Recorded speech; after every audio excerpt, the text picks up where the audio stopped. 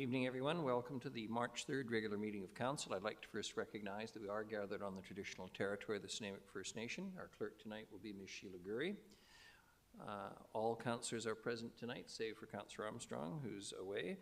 Tonight's regular meeting of Council is being held in accordance with the Community Charter and Council Procedure Bylaw 2018, number 7272. If during the meeting any member of the gallery has a question regarding an agenda item, please write down your name and the agenda item on the question period sign-up sheet, which is by the on the table by the double doors to my left. Please note that the Council Procedure Bylaw has been updated, so questions will only be taken on staff reports, consent items, or other business items.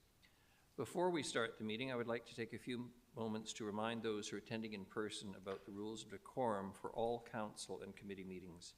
A meeting of council is intended to be a place where democracy can freely take place in a respectful and safe manner. The council chambers is a workplace, and there are considerations council and staff must make to ensure that a safe work environment exists in accordance with WorkSafe BC regulations. To support this, disrespectful conduct will not be tolerated, so we ask that there be no cheering, jeering, or other outbursts from the gallery at any time. This will ensure that anyone speaking, whether it be a delegation, a member of council, or staff, is not interrupted and can make their point freely without distraction or fear of ridicule. Tonight, I'm going to suggest that we will make an exception for item 8A on the agenda, which is the presentation of a King Charles III Coronation Medal. In instances where a speaker is being inappropriate or has exceeded their time limit, their microphone will be cut off. Similarly, if there are outbursts by any person in the gallery, they will be asked to stop, and if they do not comply, they may be asked to leave as permitted under Section 133 of the Community Charter. If necessary, Council may call a recess in order to reset the environment of the Council chambers. It is Council's belief that if everyone is respectful of these basic considerations, this meeting and future meetings will be more effective in furthering the business of the City of Nanaimo. The first item on the agenda, Ms. Gurry, is the introduction of late items, and we have several tonight, please. Yes, thank you, Your Worship, and good evening, Council. For late items this evening, we have the addition of item 8A, King Charles III Coronation Medal, presentation to Horst Backe, and pardon me if I don't have that pronunciation correct, and we are going to reorder the subsequent agenda items. Agenda item 12B, development permit application number DP 1364 for 1960 Mountain Vista Drive. We're adding a delegation from Darren Moss. And for agenda item 16B, under other business, Councillor Manley has a possible request for reconsideration of third reading of Council Procedure Bylaw Amendment Bylaw 2025, number 7272.05. And that's it, Your Worship. Thank you very much. Motion for adoption of the agenda is amended. Moved Councillor Thorpe, seconded Councillor Perino. All those in favour? Any opposed? None. Motion for adoption of the minutes is circulated. Moved Councillor Eastmere, seconded Councillor Hemmons. All those in favour? Any opposed? None. Mayor's report tonight. I only have one item. Pardon me, two items. The 2025 water main flushing program begins on March the 2nd. So some of you have already had some experience with it. Public Works will be flushing water mains starting on March the 2nd. It'll take place in selected areas this year. While this program is underway, water users may see short periods of low pressure and water may be discolored. Water discoloration during the flushing program is temporary and it is not a health hazard. City crews will flush select water distribution mains.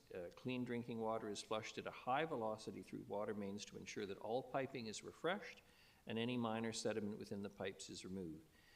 If you do notice a change in the water appearance as discoloration, you can clear your water lines by running cold water until it runs clear. And as I indicated, any discoloration during this program is temporary and not a health hazard. Secondly, the 2025 City of Nanaimo street banners reflect a metamorphosis and change. Nanaimo artist I.M. Samay Sampson's design will soon be on display downtown and along major routes. The theme, Metamorphosis and Change, is unique and was chosen for its creative take on transformation.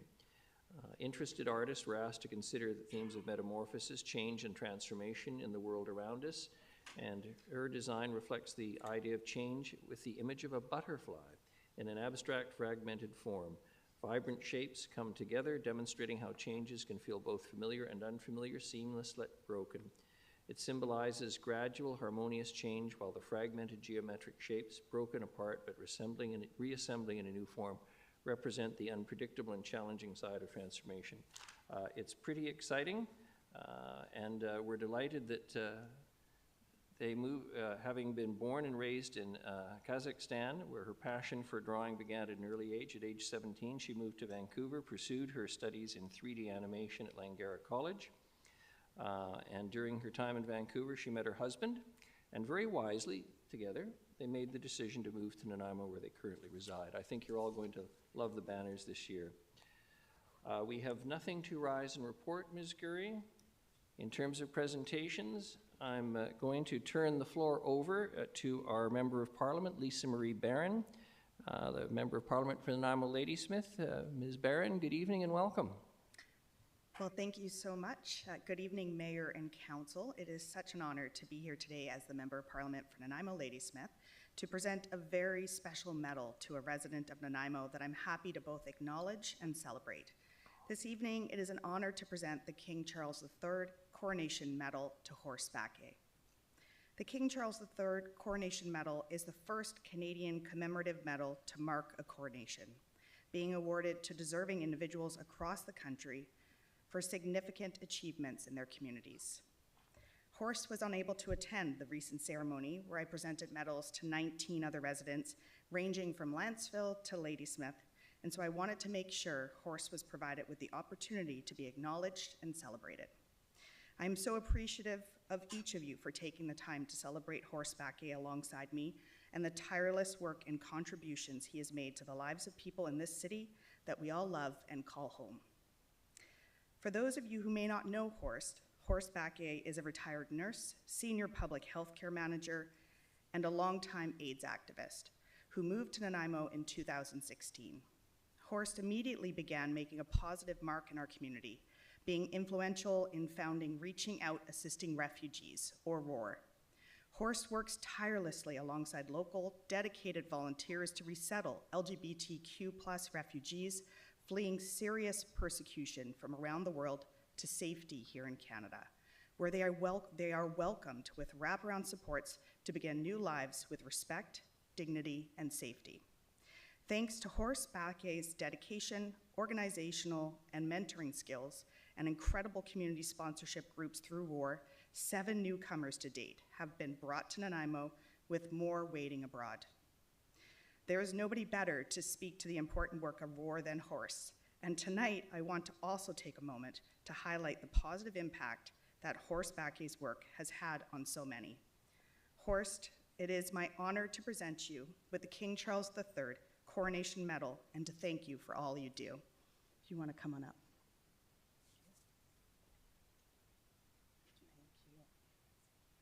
And with that, I'll pass it over to Horst. Thank you so much, Mayor and Council. Mr. Bacquet, good evening. Congratulations and welcome. Thank you. And thank you to Lisa Marie and to all of you for making this possible. I do want to say a few things about getting a medal like this. Is not just really a medal for me, it's a medal for everyone who's been involved. There have been probably about 100 people who've contributed a very significant part of their lives. Each person requires 1 year of resettlement support. Each group has 5 people. We are currently, like Lisa Marie said, Lisa Marie Barron, we have resettled 7 people. We are currently waiting on 7 people to be resettled, hopefully within the next year or 2. None of this would be possible without a very supportive community. Nanaimo has provided employment, so we have employers, we have schools, we have the Central Vancouver Island Multicultural Society that has been very supportive as well. We have many donors. It costs about $35,000 per person to resettle people for a year. And if you got to know any of the people who we've had the opportunity to resettle, everybody has been ambitious, resilient for one, very ambitious, and they are all contributing, giving back to giving back to Canada. So it's a real pleasure to be involved in this, and thank you.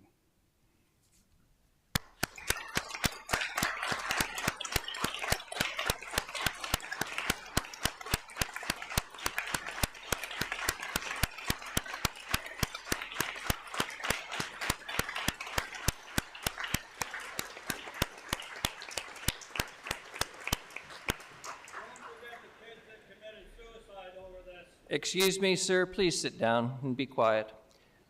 Ms. Barron, is the intention to have a photograph taken at the front, or is the ceremony over? Take a picture. Sure. I thought you wanted to take a picture in front of the flag. That's great, thank you, Mayor. Yes, well, Your worship, we got some before this, before the meeting started, but if you wanted to join them for a photograph. okay.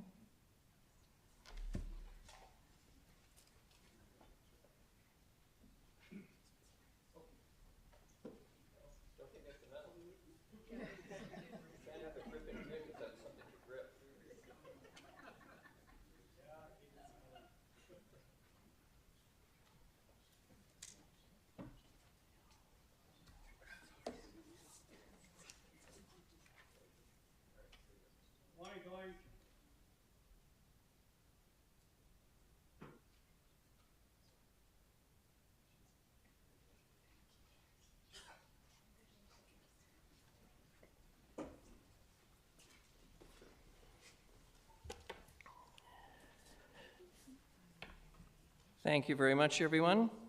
The next item is Chuck Lowen, General Manager, Vancouver Island Conference Centre. It's the Vancouver Island Conference Centre 2024 Annual Results, Financial and Key Performance Indicators. And notwithstanding the grim news on the economic front coming from south of the border, Mr. Lowen, you've got a happier presentation. Thank you very much. Appreciate that. Good evening, Mayor Krogh, Council, and City staff. Thank you for the invitation to present our Conference Center's final results for 2024. Apparently, this is a new clicker, so, oh, it works. As long as I'm not operating it, you're safe. That's okay. As information, our company is required to provide the city by August 15th each year the business plans and budgets, the annual marketing plan, and the capital expense plans for the following year. Additionally, we're also required to provide the city with financial statements and key performance indicators monthly by the 25th of the following month and annually by January 31st of the following year. I'm pleased to report that we exceed these requirements by at least 7 to 10 days monthly. Our role, let's be reminded that our role is to create positive economic impact, stimulate growth for the city, and provide for the cultural enrichment of the community. Excuse me. To achieve that, we've developed symbiotic relationships with Tourism Nanaimo and the accommodations sector, and have produced some pretty remarkable results over the last couple of years. But the key factors in our success over the last couple of years, since COVID-19 and the transition year, I call it 2022, are very significant successes in 23 and 24 are directly attributable to these four factors, and that's a destination central sales office, developing convention business together, increased density downtown, attracting larger events, and shifting to more profitable multi-day events, and those single-day events that provide full convention and services and more profit. Let's take a look, please. There's a lot of bright colors in there, but if you could take a look at the shift by looking for the orange, green, and light blue bars versus the red bars in this graph. You'll see basically prior to COVID, I don't have a pointer, prior to COVID, 2017 to 2019, you can see the range of revenues for each event type. And then after COVID and the transition year, some remarkable changes in the type of events and the revenues that we were driving. Orange is conventions, green is banquets, and blue is special events. The red bar is meetings. From a dollar standpoint and a percentage standpoint, we budgeted for conventions 46%, for banquets 23%, and for special events 6%. These are our most highly profitable event categories. The total of those three represent 75% versus meetings at 16%. The actual results for 2024, conventions jumped to 48% at almost $1.5 million. Special events were at 14%, banquets at 17%, for a total of 79% and 13% for meetings. That's how we have shifted to the more profitable areas. Now, you'll also see later on that meetings haven't really dropped that much. Not later on, I'll tell you right now, sorry.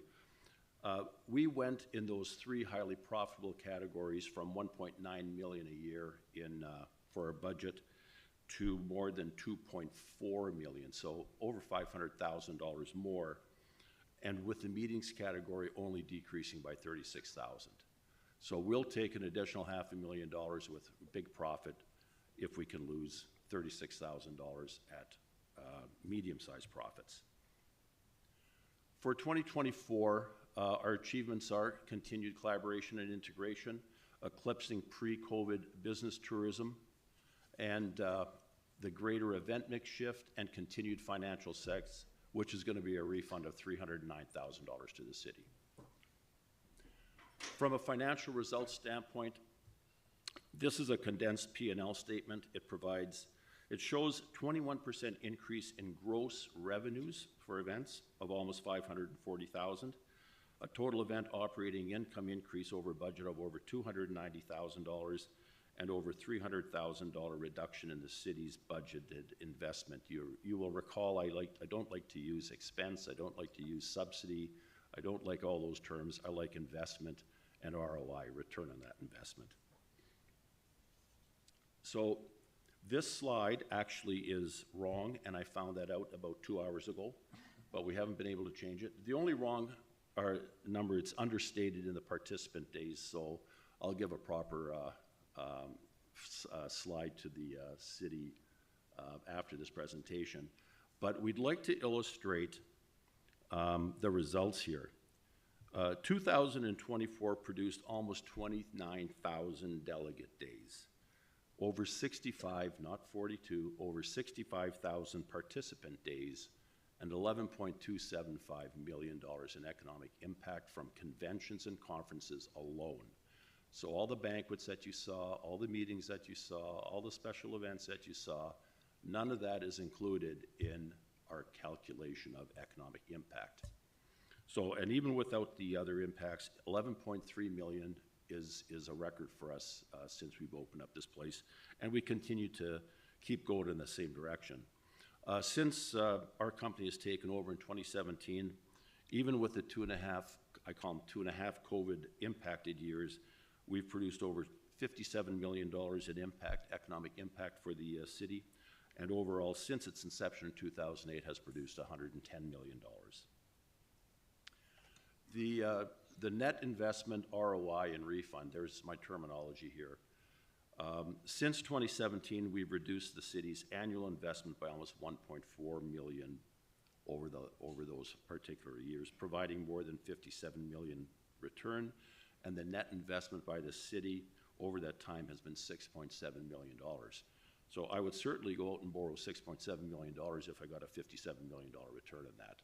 So, but it's a very remarkable story on what this building can do for a city, and what a relatively reasonable investment from the city can do as well to get those dollars and visitors in here.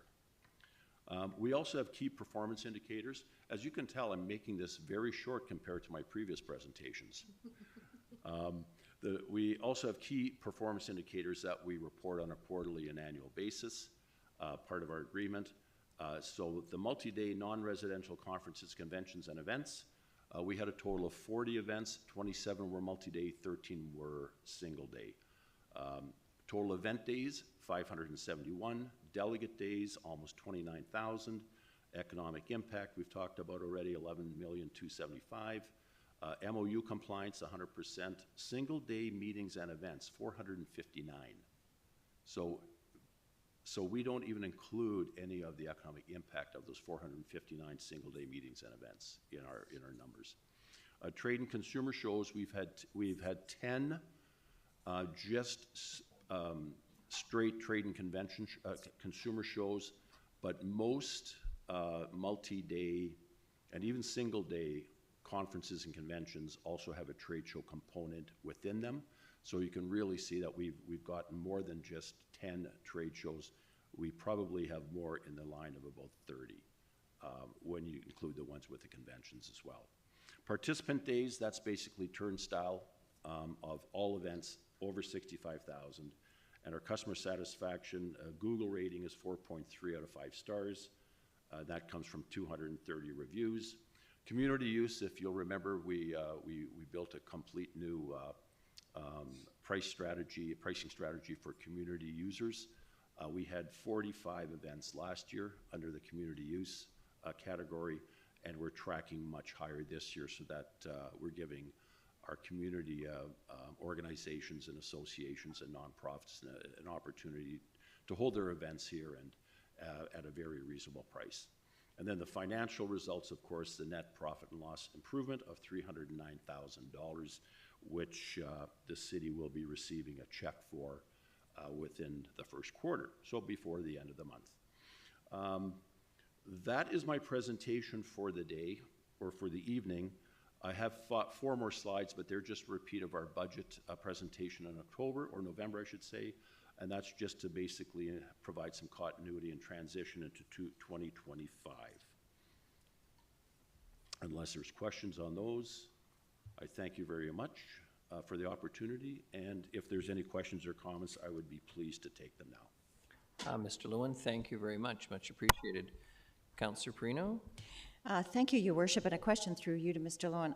You used the term special events, and I just wondered, can you give me an example of what a special event is? All the rest makes. Well, for example, some of these special events are dance competitions. Okay. So they don't fall into our traditional category, and many of those are multi-day, 5-6 days in some cases. They also have an overnight component to them as well. Very big producers for us. We also hold, shall we say, we do a pool tournament, which is another 7-day, where we have 600 a day come for 7 days to do the Vancouver Island the Vancouver Island Q Sports Championships. That's a tough one. Trouble finding them. They left for about a year or so, but they're back again this November, so we're thrilled to have them back. Great. We've done boxing, dinner and events, a lot of large gala types. It's a mix that my finance manager doesn't know where to put it in. Yeah, makes But sense. it is one of significant value, significant dollars, and in most cases, significant overnight stays as well. Okay. And if I might, just a second question, what would you like to improve, or where could we help you? What's missing for you? What drives you crazy when you're at the end of the day and you're trying to make it better? Because Nothing drives me these are crazy. numbers. These are This fantastic. council has been very supportive of the conference center. They've been very supportive in their funding with Tourism Nanaimo. That enables them to also collaborate with us in the business world to get more business in here. We're getting more positive messages out there. I remember last time I was here, I said, the more positive you can talk about Nanaimo, the better. We're getting some positive messages now in Czech News as well, as late as today. But no, it's everything is going well. The change in the MRDT administration will also be a great boost, because we'll have more dollars funding collectively in the marketing and promotion of conferences and conventions throughout Nanaimo, not just at the convention center. Okay. But it's been, I really don't want to ask for anything else. You all have been very, very good. Thank you. I just want to say, Councillor Thorpe and I are on the Tourism Committee, of course, and Mr. Lowen is the Vice Chair. doing a great job, and it's just inspiring to see the story. Thank you so much for everything you do. Thank you. Thank you. Councillor Thorpe, please. Thank you very much, Your Worship. Following up on the comments of Councillor Perino, thank you, Mr. Lowen, for being here this evening and for the work that you and your staff have done.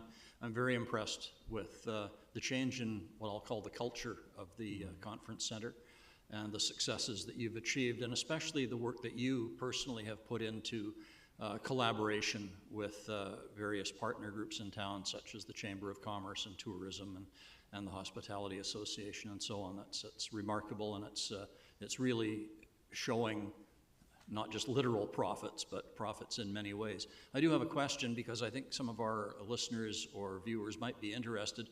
Can you, off the top of your head, point to any fairly significant upcoming events that the center is hosting, or maybe unusual events that we can look forward to in the coming few Well, months? I won't say the exact name of the organization, but we have a significant international convention coming in here in 2026 for 9 days, over 700 delegates a day, so that's 6,300 people here for 9 days. It's a $2.5 million economic impact, and the contract signed. And that'll be here in, it follows actually after the Vancouver Island Economic Alliance Summit in 2026. So the hotels and downtown and all of the city is going to be pretty busy. So that's a very significant one coming up next year. We also have the AVICC, I think it's in April. And we have a new Indigenous West Coast fusion menu launching this year.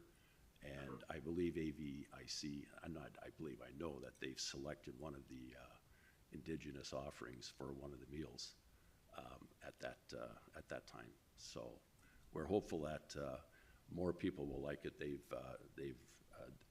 It's been about 4 years in coming, but we're thrilled that we're able to offer something very unique that puts us different than the Victorias and the other convention centers in British Columbia and Western Canada. But we have lots of other big ones coming as well. I would venture to say that through your efforts, we're becoming more and more established as a destination. So thank you again for your work. Appreciate it. Thank you. Thank you. Councillor Hemmons, please. Thank you, Worship, and thank you for your presentation. In response to Councillor Thorpe, the BC Public Library Association is holding its first conference outside of the Lower Mainland in Nanaimo, and that's bringing massive influx of people. So thank you. Yeah. Thank you, Mr. Lowen. We appreciate good news at council. Thank you. Have a good evening. Thank you. The next item are committee minutes. We have 4 sets for receipt. We have no consent items. The next is item 11, delegations unrelated to agenda items. And we have Joanne Sales, Executive Director of Broombusters Invasive Plant Society. Ms. Sales, welcome. Nice to see you. You know the drill, 5 minutes. We honor and respect you and your work of the society. Much appreciated. Please. Well, thank you very much, and good evening, Mayor and Council members. I'm Joanne Sales, Executive Director of Broombusters Invasive Plant Society. So you know about Scotch broom, alien invasive plant, takes over anywhere in the sun, leads to dramatic loss of biodiversity, toxic to grazing animals, prevents forest regrowth, dominates and degrades farmland and parkland. The bad news list continues. And people are concerned. In 2024, 600 volunteers cut broom for over 6,000 hours with the support of 17 local governments. So this slide says that 70 new volunteers signed up for Broombusters in January of this year, but actually now it's up to 120. Why? The LA fires. People are very concerned about wildfire, and there's an increase of wildfires globally. The primary culprit is climate change. But grasses, shrubs, trees, and humans have introduced to new ecosystems are increasing wildfire frequency and intensity. The fire in Hawaii in 2023, that fire's intensity was attributed to invasive buffalo grass, which you see in that picture above. Exactly a year ago in Chile, another huge fire was attributed to non-native plantings. On Vancouver Island, our flammable invasive alien species is Scotch broom. Scotch broom is a volatile flash fuel. It'll increase a wildfire's fuel load, escalate fire intensity, compromise fire situations, and make fires more difficult to fight. So using the terminology of firefighters, we'll look at why Scotch broom is so dangerous. FireSmart lists broom as one of the 13 highest risk flammable plants in our area. Scotch broom increases fuel load. Broom forms impenetrable, dense thickets, which create massive fuel load and increase fire intensity. It's not showing the whole. Ladder fuels and high continuity of plants can increase fire risk. So broom's dense, continuous thickets create fire continuity. That means that the fire will continue to spread on roads, train tracks, trails, power lines, farms, parks, forest roads, and native lands. Broom is a ladder fuel. Ladder fuels carry fire vertically from ground level into forest canopy, from lawns into houses. Broom can grow 9 feet tall. Broom is a significant threat as a fire hazard for danger of urban interface fires within our region because broom grows where we live. It loves disturbed soil. So where are our weaknesses and what can we do to protect our communities and islands from wildfire? 2 items over which Nanaimo has control: bylaws and development property. In items over which Nanaimo has influence: fire breaks, fireworks, broom disposal at transfer stations, and re-engagement of the Nanaimo Corrections Center. So broom is called a volatile flash fuel because it catches fire so easily, but a fire will not start without an ignition source. So we have campfires, burning of debris, malfunctioning machinery, cigarettes, fireworks, and arson and lightning, of course. The Eagle Creek fire that burned 48,000 acres in Oregon in 2017 was started by a teenager with a single firecracker. So broom on power lines greatly increases the danger that fire could spread across the island. Most of East Vancouver Island is connected by power lines that are largely covered with flammable broom. Fire breaks are needed, and in 2023, UBCM and AVICC passed the resolution Control of Scotch Broom, recommending broom-free fire breaks along long stretches of broom. Bylaws are an effective tool used to control Scotch broom. Bylaws in Nanaimo are limited in effectiveness by the requirement that only those immediately impacted can submit a bylaw complaint. But everyone is impacted by the spread of broom. Another special concern: broom spreads on development land that is cleared long before building. A problem we're having with this, transfer stations: some regional districts now require, I think I'm going to skip this. Nanaimo Corrections Center inmates previously helped a lot with the removal of broom. When we started Broom Busters, it would be wonderful if they could help again. So we want to thank Nanaimo for your support since 2009. That's 16 years. The Nanaimo Parks Department staff are the best. Nanaimo is currently the only city that arranges and promotes work parties with Broom Busters every year. And residents appreciate the drop zones sponsored by the city. We also want to thank the Nanaimo volunteers. If you notice the church sign that says "Cut Broom and Bloom," that was in Nanaimo. So we can't leave this problem for future generations, so let's stop the spread of broom. Thank you. Ms. Sales, it was a wonderful presentation and only 3 seconds overtime. That's well done. Councillor Gesselbrock, please. Thanks, Mayor, through you. Thanks for the presentation and all the work. Just a question with the Correction Center re-engagement. When was the last time that they kind of were running programs out of there to remove the broom? And do you know what happened in terms of them not engaging, and what would be helpful? What could the city do about that? Well, I think it was about 10 years ago or so when we started. The correction center had a chipping truck at that time, and they would come along and they would chip all the broom on Highway 19 or Alberni Highway or any of Nanaimo Parkway. I think their chipper truck broke, and that was just the end of what I heard. But I'm just thinking Nanaimo would have some influence over the center. I know they do some work in the community. So. Great, thank you. Thank you. Thank you. I'm not seeing any other questions. Much appreciated. Okay, thank you very much. The next item are reports, and the first one is the 2024 Public Safety Committee Annual Report. Mr. LeBerge, Ms. Wood, good evening.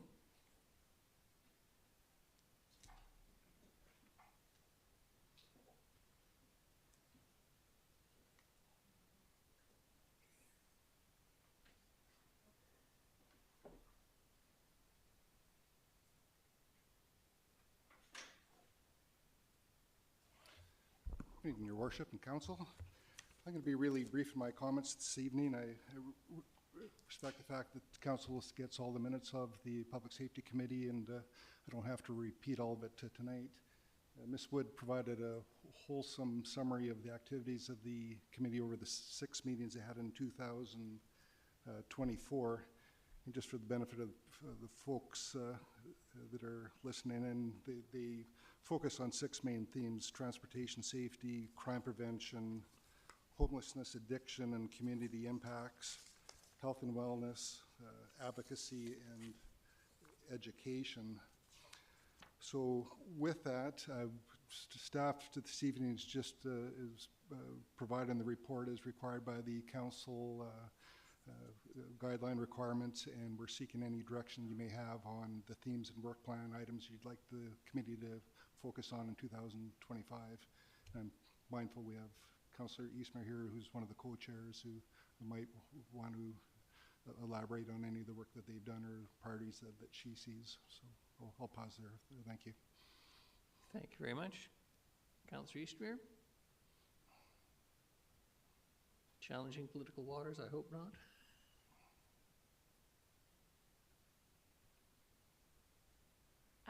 I would like to just thank the committee for their dedication to coming to the meetings and for sharing their thoughts. It's a big, broad topic, and there's a lot that that we would like to be doing at the city level. We would like to be seeing the province stepping up to do, and a lot of gaps that that we're stepping in to fill.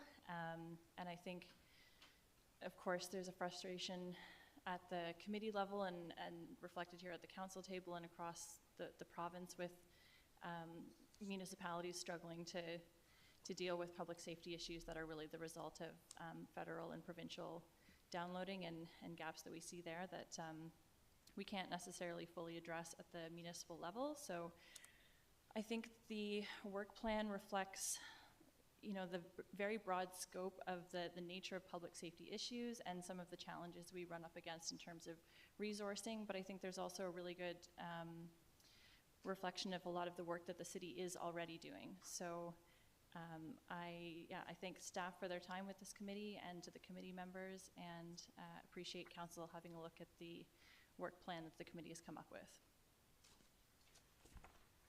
Thank you very much. Mr. LeBerge, I notice the recommended motion is that council identify themes and initiatives that should be prioritized by the Public Safety Committee in 2025 based on the Public Safety Committee Work Plan 2024 to 2026, and direct staff to update the work plan accordingly and report back to the Public Safety Committee. I'm just wondering if any members of council have a comment on that. The report references that initiative themes include transportation safety, crime prevention, city, homelessness, addiction, and community impacts, health and wellness, advocacy, and education. And I'm wondering if council wants to provide any direction or comments about this. Councillor Thorpe, please. Thank you, Your Worship. Through you, if I may, thank you for being here this evening, Ms. Wood and Mr. LeBerge, and I really appreciate the work of the Public Safety Committee, and I think you're doing a fine job with a lot of issues that come in front of you.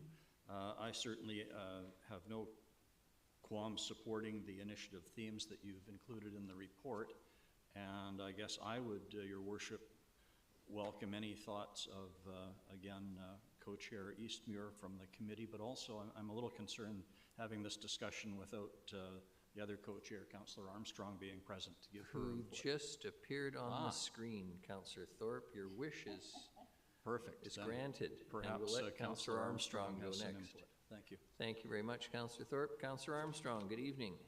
Welcome from distance. Yes, thank you. Yes, and thank you to Councillor Eastmuir for her comments. What I would like to suggest is that we, just like we did with the ACAI committee, is just accept the recommendations. And then myself and Councillor Eastmer, we're going to be having an upcoming meeting with the CAO to discuss some issues. And then we would like to go further after that meeting. So no motion tonight, just. Well, what I would like to see is to just make the motion to accept the 1, 2, 3, 4, 5, the 6 initiative themes as being, if people agree with the initiative themes, and then we could come back at a later date with some more information. All right, thank you. Thank you. Councillor Gesselbrock and then Councillor Manley. Thanks, Mayor, through you. That was just my comment. I was just curious what the committee thought in terms of, priority actions, or they kind of want to do all of them, but I think that's a worthwhile thing, is take a lead from them. Thanks. Thank you very much. Councillor Manley. Thank you, Your Worship, and thank you to staff for the report, and thank you to the committee for their work. I'm happy just to support these initiative themes as well. I would suggest that they lean heavily on advocacy, because a lot of what we're dealing with at the local level is the responsibility of the provincial government.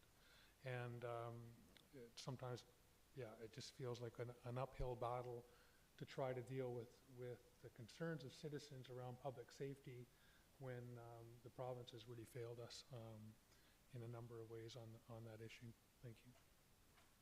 Thank you very much. Does someone want to make the motion then that the identified themes be the 6 that are outlined on the bottom of page 69, and that staff be directed accordingly, if necessary? Ms. Gurry, satisfactory for you? Councillor Thorpe moves, Councillor Perino seconds. Any discussion or further comment?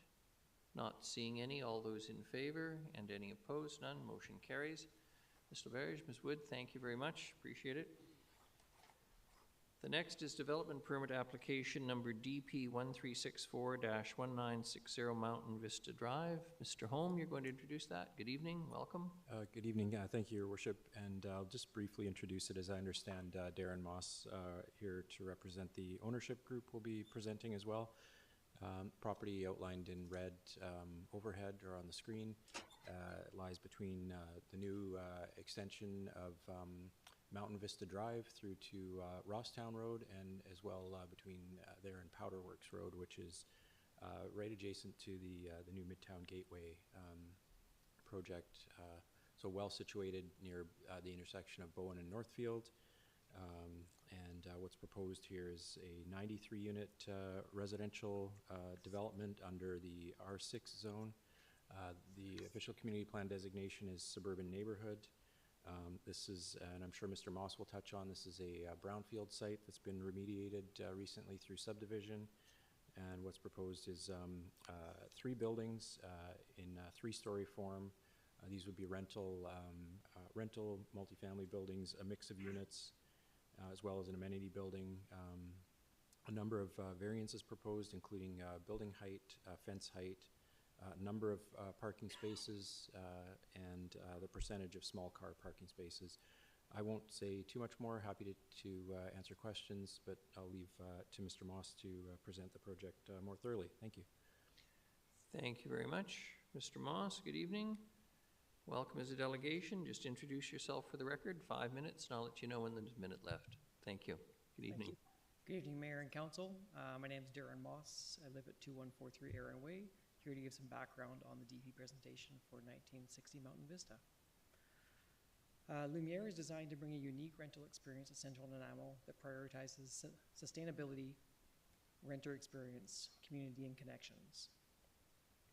It's comprised of 3 3-story apartment buildings and a central amenity building to offer a diverse set of units, from studio units through to 3-bedroom units.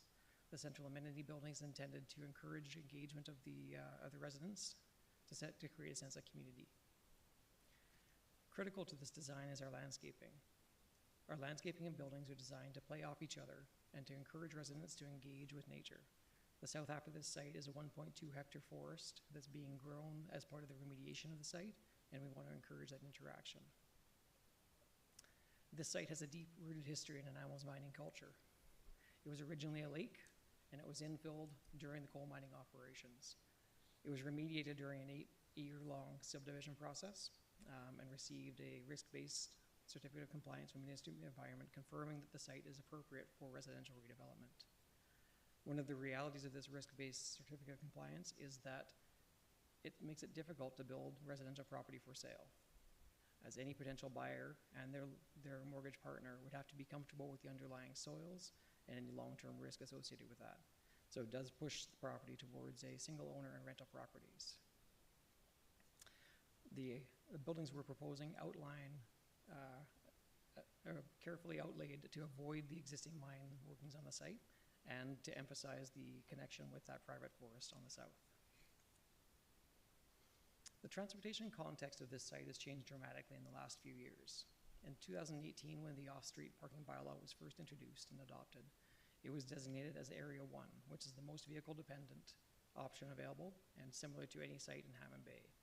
Since the construction of the Boxwood Extender, the multi-use trail that goes through and up the west property line of this site, and the realignment of transit facilities, there are now 2 transit stops within 1-minute walk of the site.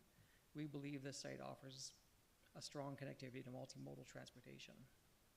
Our proposed development includes significant bike storage with electrical charging facilities because we believe bikes play an active role now and will do more so in the future for our transportation networks.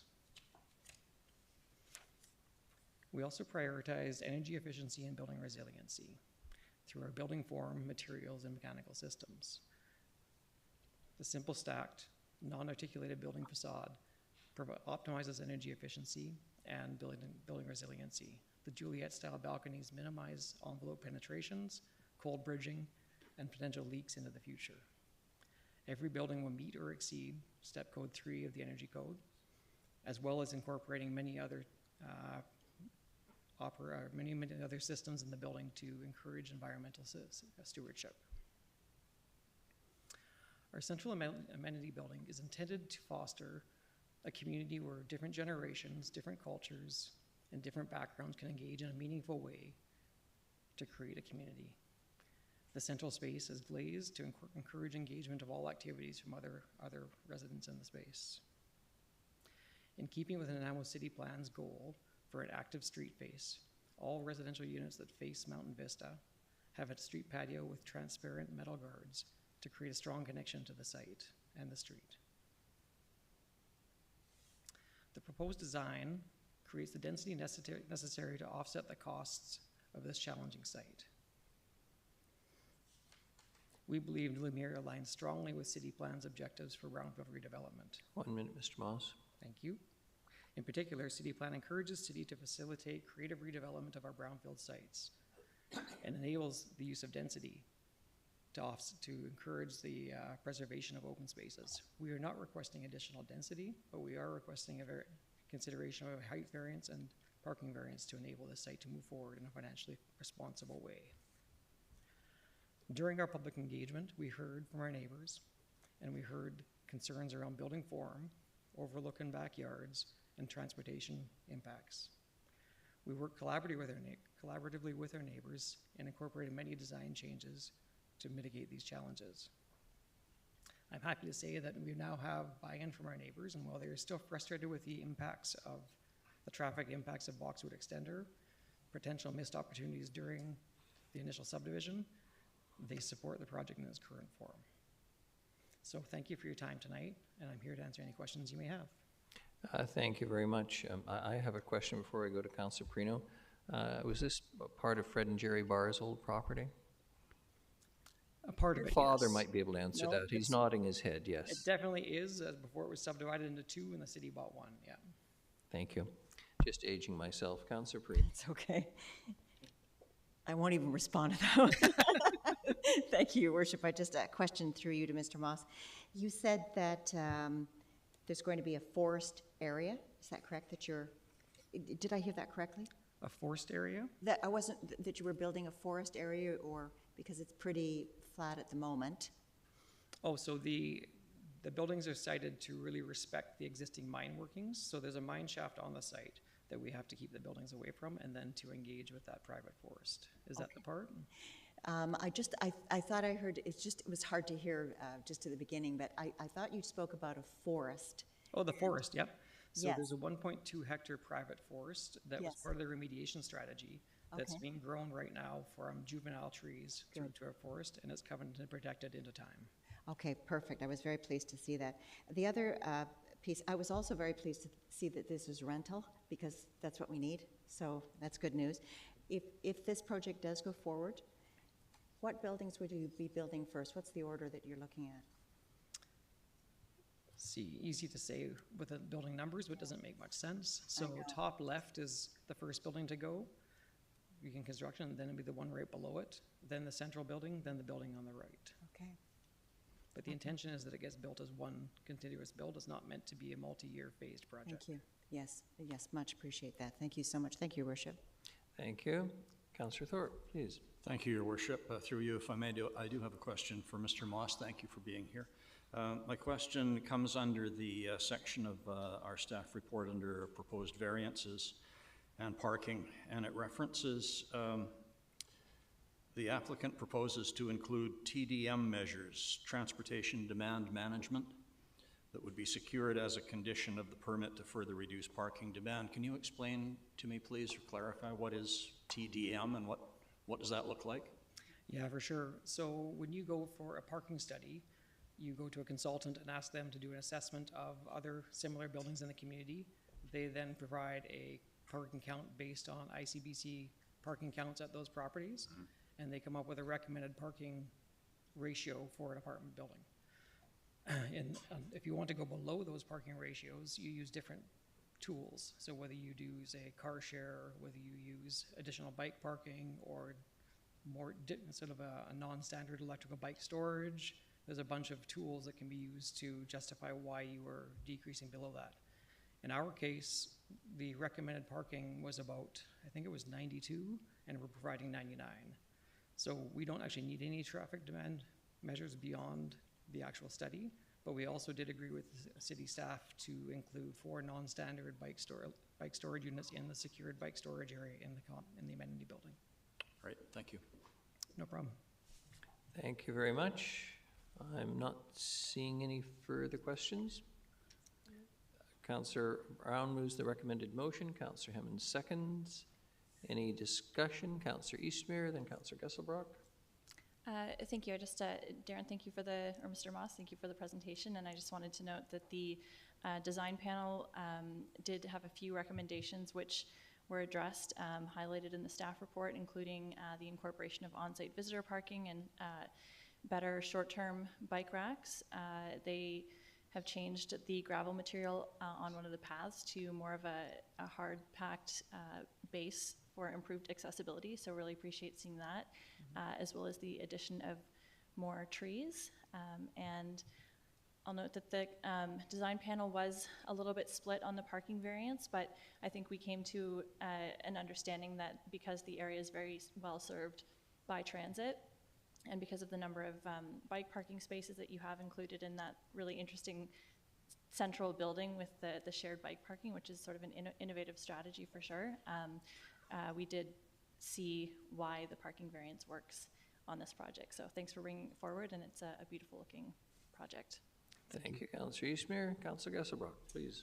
Thank you, Mayor. Through you, just want to say it's really great to see projects on brownfield, remediated brownfield site. That's really exciting, and that, you know, one day that place is moonscape, and, you know, it's been remediated, and, you know, will be soon rental housing with, you know, great livable space. So yeah, good luck in getting it built. Thank you. Thank you. Councillor Thorpe. Thank you, Your Worship. Through you, yes, I agree with the comments of Councillor Gesselbrock regarding the development on the brownfield site, which is kudos to you, and I like this development. I don't like the parking variance, and I don't think it's realistic, and if there was concerns from the Design Advisory Committee, that heartens me. But I think that a variance of 37 spaces is too much, and the fact that we're adding more bicycle parking stalls does not assuage my concerns. However, aside from that, I like the project very much, so I will support it. Thank you. You're welcome. Thank you very much, Councillor Thorpe, for your indulgence. All those in favor? And any opposed? None. Motion carries. Mr. Moss, thank you very much. Thank you for your time. The next item is 13 bylaws, zoning amendment bylaw 2023, number 4500.206. Councillor Hemmens, please. Thank you. I move that zoning amendment bylaw 2023, number 4500.206, to rezone 878 Park Avenue from steep slope residential R10 to low density residential R6 with site-specific density and height provisions be adopted. Seconded, Councillor Thorpe. All those in favor? Any opposed? None. Motion carries. The next is B, bylaw notice enforcement amendment bylaw 2025, number 7159.23. Given its short-term rental, I'm going to absent myself because I have a relative who does short-term rentals, and Councillor Perino is acknowledging the same thing. So, Councillor Hemmens, you're in charge.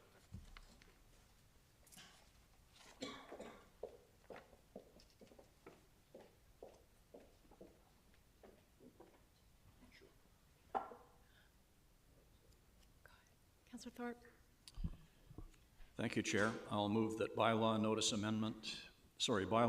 enforcement amendment, bylaw 2025, number 7159.23, a bylaw to assign fines associated with short-term rental violations be adopted. Seconded by Councillor Eastmere. All those in favor? Opposed? I note Councillor Brown opposed. Thank you. Oh, pardon me. Councillor Armstrong is opposed as well. Thank you.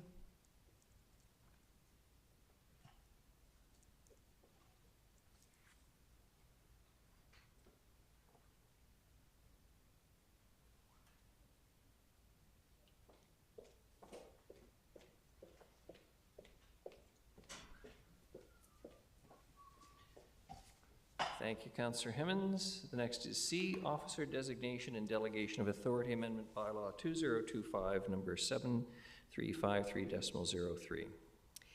Thank you. I move that officer designation and delegation of authority amendment bylaw 2025, number 7353.03, a housekeeping amendment to address staff title changes be adopted. Seconded, Councillor Thorpe. All those in favor? Any opposed? None. Motion carries. And finally, D, financial plan amendment bylaw 2025, number 7371.02. I move that financial plan amendment bylaw 2025, number 7371.02, to amend the 2024-2028 financial plan be adopted. Seconded, Councillor Thorpe. All those in favor? Any opposed? None. Motion carries. We're on to correspondence. The first is the BC Association of Farmers Markets request for letter of support for the BC Farmers Market Nutrition Coupon Program. I'll move. Moved by Councillor Hemmens. Seconded by Councillor Gesselbrock. Any discussion? Not seeing any. All those in favor? Any opposed? None. Motion carries. And the second one is B, request from BC Festival and Events Organizers, request for a letter of support for the BC Fairs, Festivals and Events Fund. I'll move. Moved Councillor Hemmens, seconded Councillor Perino. Any discussion? All those in favor? Any opposed? None. Motion carries. We have no notices of motion. Under other business, we have Councillor Eastmere, notice of motion recontrolling sale of invasive species, which was brought forward on the 24th of February. Councillor Eastmere.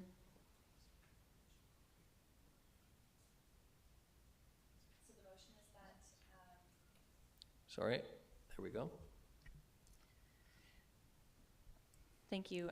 The motion is that Council directs staff to bring forward a report to a future Governance and Priorities Committee meeting on options to prohibit the sale and spread of invasive species in the city of Nanaimo and options for the recovery of the cost of abatement of such invasive species. And if seconded, I can speak to it. Seconded, Councillor Hemmens. Discussion, please. Thank you. So we have in our parks many invasive species that are taking over, and we have volunteers who spend thousands of hours every year.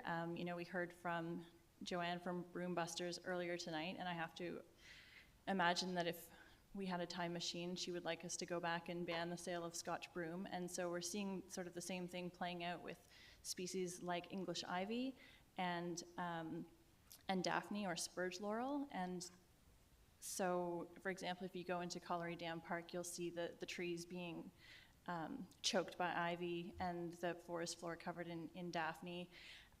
And so those are both items that are currently for sale in garden centers. And so I'm specifically looking at a bylaw which exists in Squamish to this effect, and so there is sort of a model that we could base it off of, but really I'm looking for a staff report so we can have a more thorough discussion about the options and how we might sort of get ahead of this problem by being proactive when it comes to invasive species. Thank you very much. Councillor Kesselbrock. Thanks. I'm very supportive of this. I think we even have staff at the regional district that's focused on invasive species removal. There's an incredible amount of volunteer time, as Councillor Eastmere said, put towards this. A lot of times it's species that there's a replacement one that just isn't invasive, and it's just completely unnecessary to have, you know, these plants sold. And I think people knew what they were; they wouldn't buy them anyhow. But I think it's an easy fix, and there's models already done. So I'm very supportive to get moving on this, and appreciate Councillor Eastmere bringing this forward. Thank you. Thank you.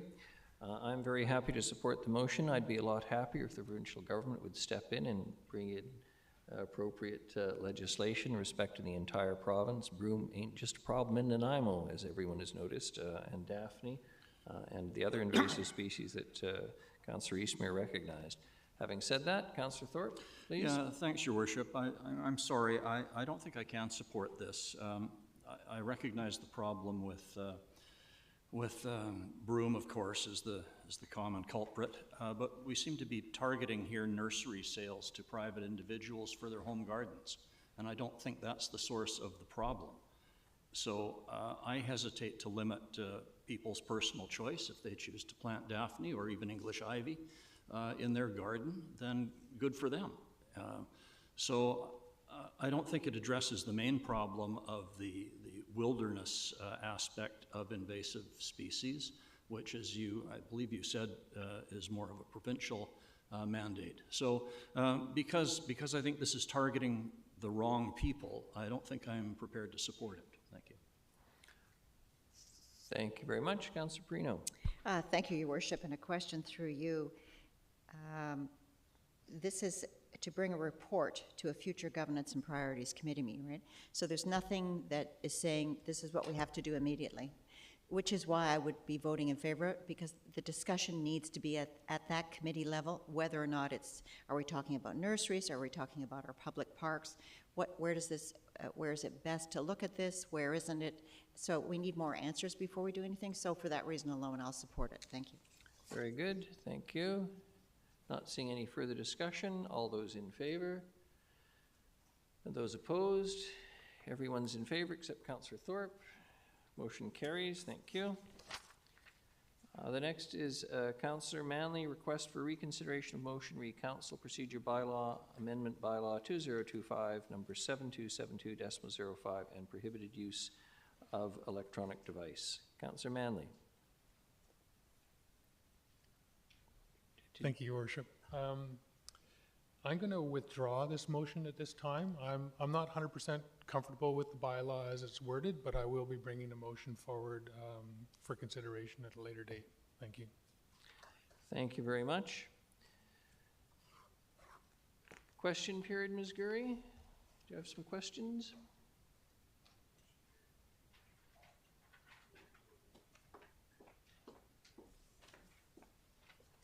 Thank you very much. Mr. Annesley, Jeff Annesley, 8B. Good evening. Just a couple of quick questions on this. And I know it's associated, so just bear with me. How much, in terms of the tax exemption program, is the Marriott? How much ballpark would the Marriott pay if it wasn't tax exempt? Oh, that's not a question someone's going to be able to answer off the top of their head tonight. It would probably be more useful to email Ms. Mercer, okay. I would think. But Mr. Lindsay, can you Your Worship, there would have been an estimate included in the original report when we brought it forward to council, but we'll get that and we can circulate it back to Mr. Annesley. Okay. Just two quick questions. I see the operating loss of $730,000, which is going in the right direction. I can see that. But just to clarify to make sure that is, we do cover that operating loss, right, as a city? Okay. And just a third question, just an interest of mine, is there ever any plan to repair the Jumbotron? It's been down for several years now. Is there ever any discussion to repair it, or? Ms. Mercer, Mr. Lindsay, who's Mr. Lindsay? I assume we're talking about the electronic sign that was on the corner of the building? Yeah. No, there's no current plans to replace that, Your Worship, no. Okay, all right, thank you. Thank you very much. Motion to adjourn, Councillor Hemmons, seconded Councillor Perino. All those in favor? Any opposed? None. Motion carries. Thank you very much, everyone.